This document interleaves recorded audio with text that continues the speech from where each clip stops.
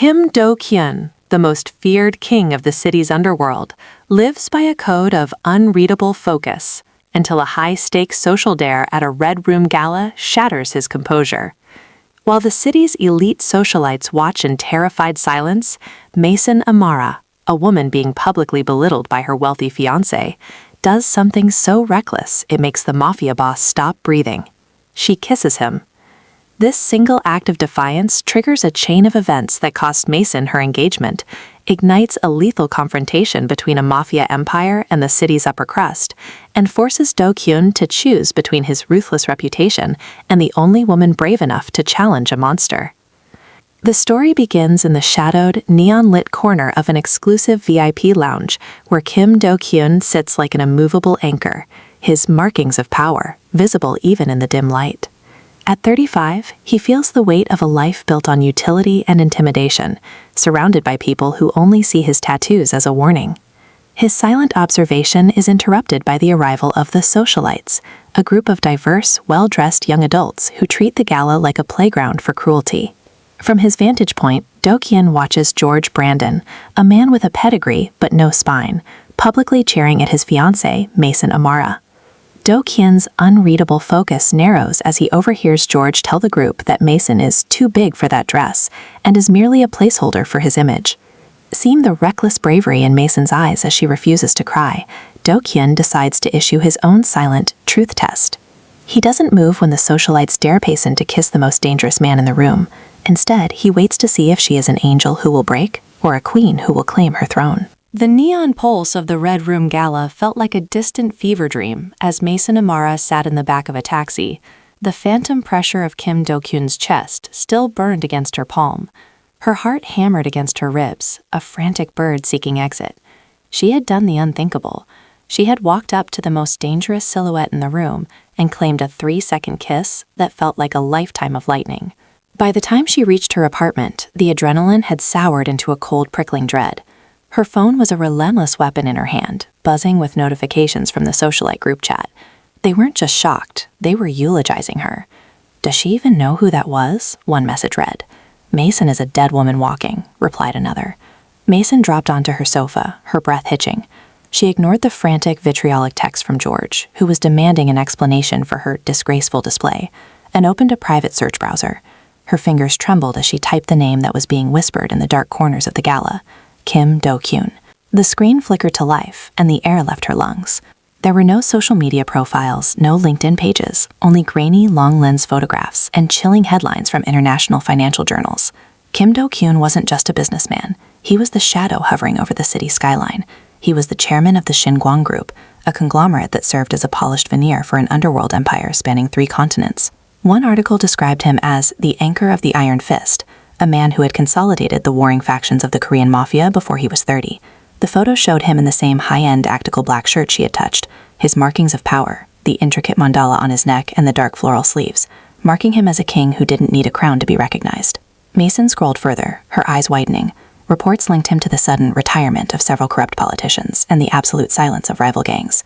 He was a man who didn't negotiate, he decided, and she had pressed her lips to his, a reckless, clean girl seeking a moment of rebellion, unaware that she had stepped into a tiger's den. A soft chime startled her. It wasn't a text, it was an email notification from an encrypted address. The subject line was empty. With a dry throat, Mason clicked it. There was no text in the body, only a high-resolution photograph taken from the gala's balcony. It was a shot of her, standing under the streetlights outside the venue just minutes ago, looking small and defiant in her leather biker jacket. Underneath the image, a single line had been typed.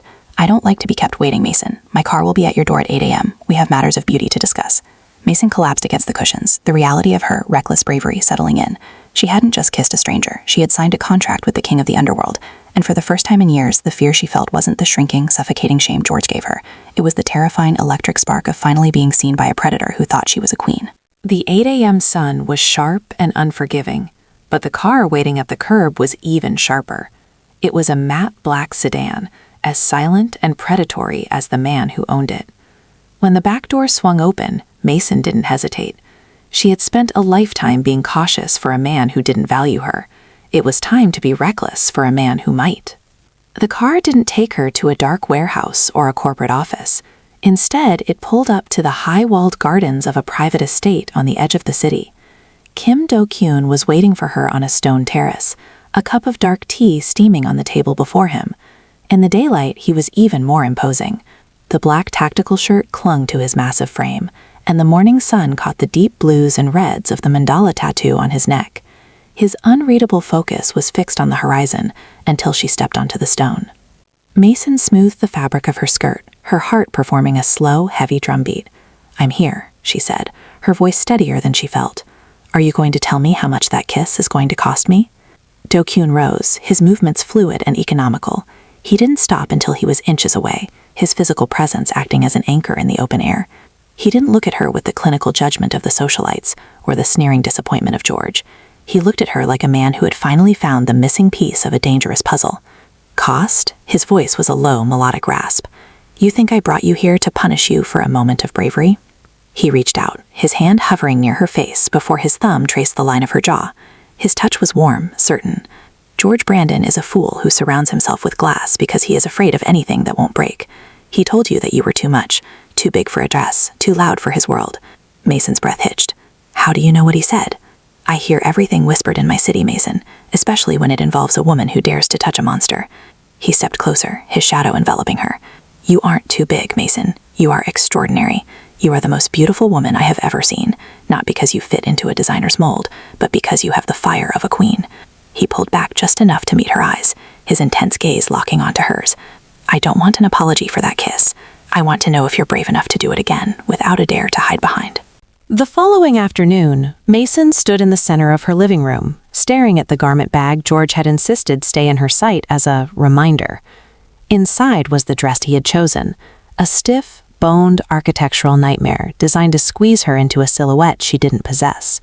It was a cage of white silk, a constant, silent jeer at her existence. A sharp knock at the door broke her trance. Expecting a delivery or perhaps another of George's filtered apologies, she opened it to find two women dressed in sharp charcoal suits. They didn't say a word, merely stepped aside to reveal a tall, wooden crate being wheeled down the hallway by a man in a Shinguang group uniform. "Mr. Kim sent us," one of the women said, her voice professional but not unkind. He felt the previous arrangements were insufficient. When the crate was opened, the room seemed to lose its chill. It wasn't just a dress, it was a masterpiece of liquid obsidian and deep emerald silk. There was no restrictive corsettery, no shaming structural wire. It was a gown designed to move with a woman, not against her. Attached to the hanger was a heavy vellum card with a familiar, bold handwriting of Kim Do-kyun. "A queen does not fit into a mold. She creates the mold. Wear this tonight. I want to see the fire I saw at the gala." As the tailors helped her into the fabric, Mason felt a sensation she hadn't experienced in years. Comfort. The silk draped over her curves like a caress, the deep emerald hue making her skin glow with a richness that the stark white of George's choice had always drained. The neckline was daring, the fit impeccable, celebrating the strength of her shoulders and the fullness of her hips. She caught her reflection in Lex's mirror and gasped. For the first time, she didn't see a problem to be solved or a size to be managed. She saw a woman who commanded space. The clean girl aesthetic she had cultivated to blend in had been elevated into something regal, something dangerous. Just as the tailors were finishing the final hem, her phone chimed. It was a photo from George.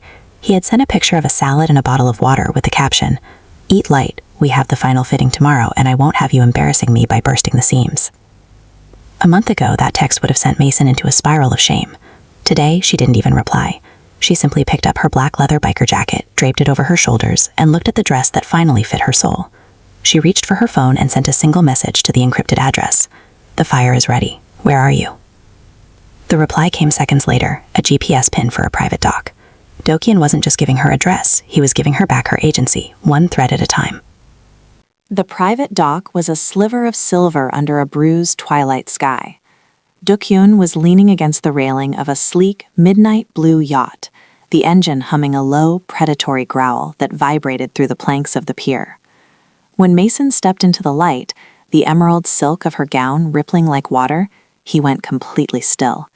His unreadable focus shattered for a fraction of a second, replaced by a raw, hungry recognition. "You look," he began, his voice dropping into a register that made her skin prickle, "like a storm I've been waiting my whole life to chase." He reached out, not to shake her hand, but to guide her onto the deck. The heat of his palm against her waist was the only anchor she had as the boat began to pull away from the shore, slicing through the dark water. The city skyline began to shrink, its judgmental lights fading into a blur. The air on the water was biting, and as Mason shivered, Do-kyun didn't hesitate. He pulled off his heavy black tactical shirt, revealing the true extent of the markings of power she had only glimpsed before. Mason's breath hitched in her throat. In the moonlight, his upper body was a living canvas of ink and muscle. The mandala on his neck descended into a sprawling, intricate landscape of dragons and lotus flowers that wrapped around his ribs and shoulders. "They're beautiful," she whispered, her hand moving instinctively toward the dark ink on his chest. She stopped herself, fearing she was overstepping, but he caught her wrist and guided her fingers to the center of a scarred dragon's eye. "They are warnings, Mason," he said, his eyes fixed on hers. "Every line is a choice I had to make to survive. People see these and they run. They see a monster who has shed blood to build a throne." Mason didn't pull away. Instead, she traced the edge of a floral sleeve that disappeared beneath the waistband of his trousers. She felt the steady, powerful thrum of his heart beneath the ink. "George has no tattoos," she said softly, the name tasting like ash in her mouth. "He has a clean record and a perfect reputation, but he spent every day trying to bruise my spirit because I didn't fit his image. You show the world your scars and your sins, yet you're the only one who has looked at me and seen something worth protecting." She looked up at him, her eyes bright with a sudden, piercing clarity. "He's the one who pretends to be an angel while acting like a devil. You're the one the world calls a monster, but you're the only one who treats me like I'm sacred." Do-kyun stepped into her space, his massive frame shielding her from the wind. He didn't kiss her. Instead, he leaned down and pressed his forehead against hers, a gesture of intimacy so profound it felt more scandalous than the dare at the gala. For the first time in her life, Mason didn't feel like a project or a disappointment. She felt like a queen being worshipped by the only man strong enough to stand beside her. The following Tuesday, the illusion of peace shattered. Mason had agreed to meet George at the Gilded Lily, a restaurant that served as the hollow heart of their social circle. She didn't go to reconcile. She went to return the keys to the house she no longer considered a home. But George hadn't come alone.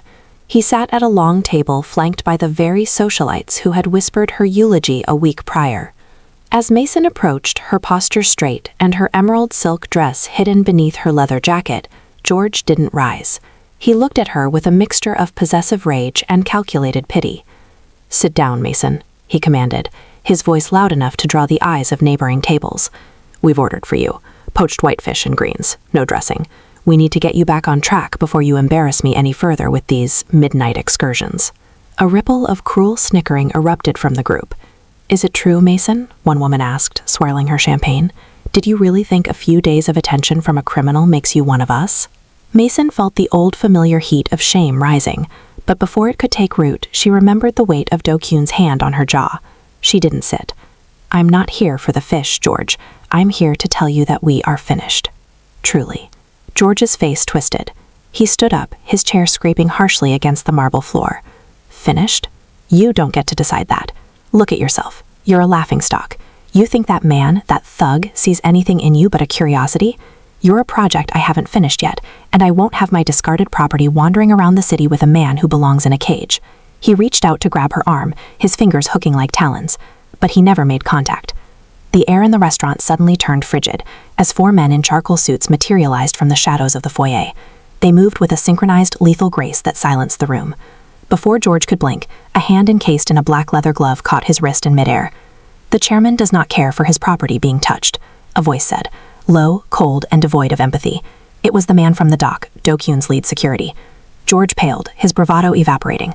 "This is a private dinner. Who do you think?" "We don't think, Mr. Brandon. We execute," the guard replied, exerting a fraction more pressure until George winced, sinking back into his chair. Another guard stepped forward, placing a heavy, embossed envelope on the table. "This is the bill for Miss Amara's time and the emotional labor you have wasted. It has been settled in full. If you utter her name in public again, the next bill will be paid in a different currency." The socialites froze, their forks suspended in midair. Mason looked at the circle of people who had spent years making her feel small, and for the first time, they looked like the ones who were shrinking. She turned her back on George, walking out of the restaurant toward the black sedan idling at the curb. She wasn't running away. She was finally walking toward a world where her fire was protected, not extinguished. The black sedan didn't return Mason to her apartment that night. Instead, it climbed the winding roads toward the glass and steel fortress Do-kyun called home. Inside the penthouse, the city of Chicago lay beneath them like a carpet of fallen stars. The silence was a stark contrast to the jagged violence of the restaurant, yet the tension between them was louder than George's screams could ever be. Mason stood by the floor-to-ceiling windows, her reflection ghosting against the skyline. She still wore the emerald silk, the fabric a constant reminder of the man who had seen her worth when she had forgotten it herself. She heard his heavy, rhythmic footsteps behind her before she felt his heat. He didn't stop until his chest was a fraction of an inch from her back, an immovable anchor in a world that had always tried to drift her away. "You're quiet," Do-kyun murmured, his voice a low vibration that settled in her marrow. "I was thinking about the word property," Mason whispered, turning slowly to face him. His unreadable focus was gone, replaced by a raw, startling vulnerability that made her heart ache. "George called me property. Your men called me property. But when I look at you, I don't feel like a thing to be owned. I feel like a person who is finally being heard." She reached up, her fingers tracing the small, distinctive symbol tattoo just below his ear. "I'm falling, Kyun, and it's not because of the cars or the dresses. It's because you make me feel like I don't have to be clean or perfect or smaller to be loved. I'm falling for a king who treats me like his only equal." Do-kyun's hand came up, his thumb brushing the curve of her lip. His expression was pained, a battle raging behind his dark eyes. For a man who had built an empire on calculation and ruthlessness, this was the ultimate risk. He was a creature of the shadows, and she was the light that made those shadows unbearable. "I have spent my life building a throne of iron," he said, his voice thick with a sudden fierce resolve. "I thought power was the only thing that could keep me safe. But tonight, watching that man try to put his hands on you, I realized I would burn it all down. I would walk away from the Xinguang group, from the titles, from the city itself, if it meant I could keep you. A throne is just a chair in a cold room if you aren't sitting beside me." In that moment, the trap was no longer the danger of his world or the cruelty of her past. It was the realization that they were both hopelessly caught in a love that demanded everything. Mason leaned in, closing the distance she had once crossed on a dare, realizing that she wasn't walking into a predator's cage. She was finally coming home to the only man who knew that a queen's fire was meant to be worshipped, not extinguished. The golden afternoon light was deceptive, casting a warmth over the city that Mason no longer trusted. She had spent the morning at a charity auction, a vestige of her clean girl life that she was trying to transition into legitimate advocacy. Her reputation as a refined socialite remained untarnished, a fact that rival factions had watched with predatory interest. It was this very innocence that became the bait. The invitation had seemed standard, a private viewing of a rare collection at a gallery in the old district. But as Mason stepped inside the silent marble-floored hall, the click of the lock behind her sounded like a gunshot. The gallery was empty of art, filled instead with men whose shadows were long and jagged. At the center stood a man Mason recognized from Do-kyun's warnings, a rival underboss with a face like cracked stone. "You have a very delicate beauty, Miss Amara," the man said, his voice a dry rasp. "It's a shame Kim Do-kyun has such a heavy heart. He's been difficult to reach lately. Too busy playing house." Mason didn't scream. She reached for the phone in her pocket, but a hand clamped over her wrist, twisting until she gasped. "Don't," the man hissed. "We've already sent the message. He's on his way. A king always comes for his queen, especially when he thinks she's still an angel who can't handle the dirt." The wait was an agonizing stretch of minutes that felt like hours.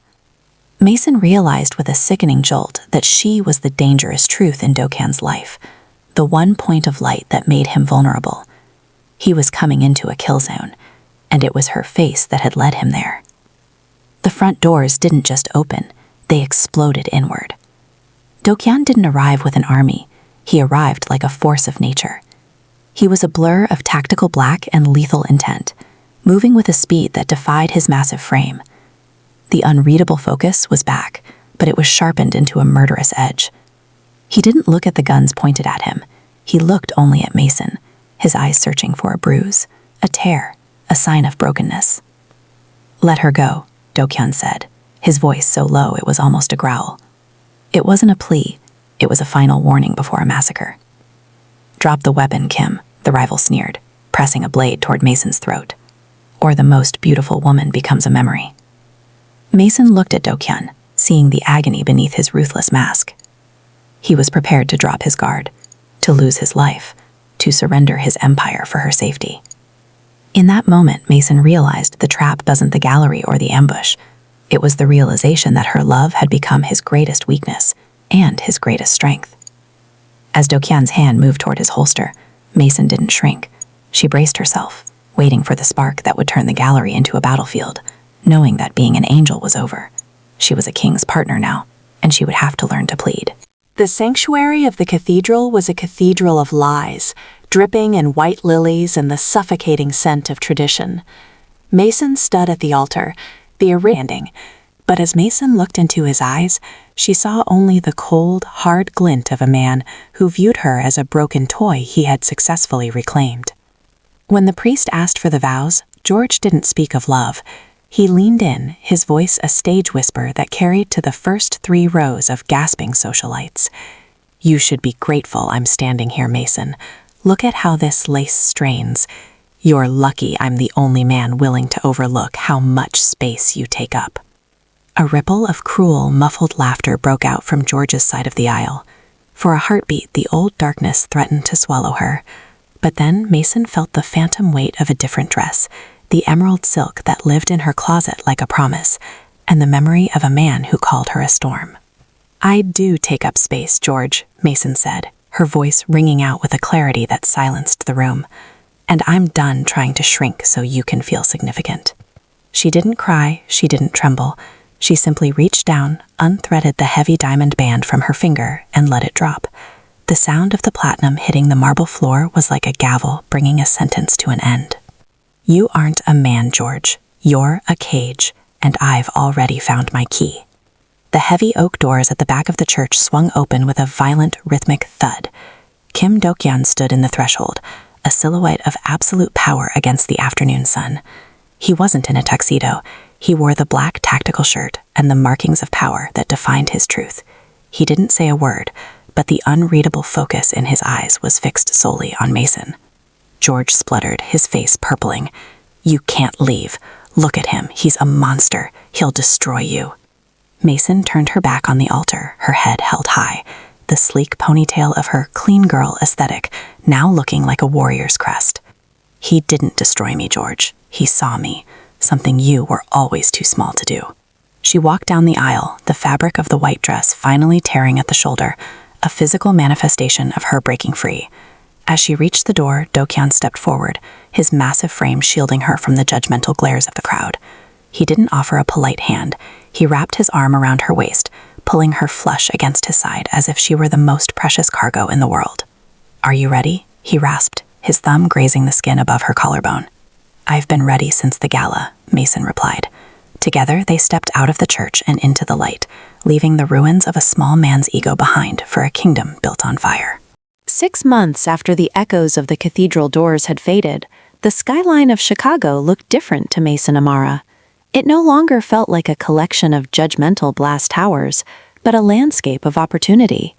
She stood in the center of a sun-drenched loft in the West Loop, the industrial chic space smelling of fresh paint and expensive espresso.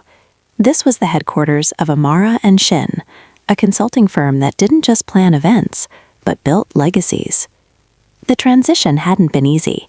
The clean break, Do-kyun promised, had been a calculated, dangerous chess match. He had dismantled his underworld holdings with the same unreadable focus he used for everything, trading iron for equity and shadows for transparency. There were still scars, rivals who grumbled and old associates who watched from the periphery, but the markings of power on Do-kyun's skin were now hidden beneath the bespoke wool of a CEO suit.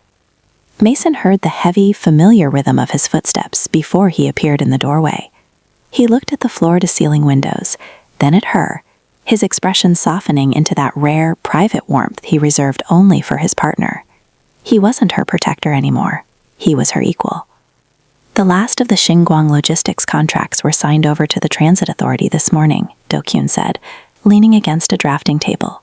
He looked at his hands, one stained by the necessities of a monster, now holding a folder of legitimate architectural plans. "I am a man of the light now, Mason. It's quieter than I expected." Mason walked to him, her emerald silk dress, a new one designed for a businesswoman who took up space, swishing against her legs. She placed her hand on his chest, feeling the steady, honest thrum of his heart. "It's not quiet, Kuhn. It's just peace. You've traded a throne of iron for a seat at a table where people actually look you in the eye." He pulled her into his arms, his massive frame no longer a shield against an ambush, but a home. "I wouldn't have known how to sit at that table without you," he whispered, pressing his forehead against hers. "You showed me that bravery isn't just about surviving a war, it's about being seen." On the desk behind them lay a local business journal. The cover featured a photo of the two of them from a recent gala. Not a Red Room dare, but a legitimate charity event. The headline read, "The Power Couple Redefining the City's Future." George Brandon was a ghost of a past life, a small man who had shrunk into obscurity, while Mason had blossomed into a titan. As she looked out at the city with Do-kyun by his side, she realized their new empire wasn't built on fear or intimidation. It was built on the reckless bravery of a woman who dared to kiss a king, and a king who was strong enough to love her for exactly who she was. The fire was no longer a warning, it was a beacon,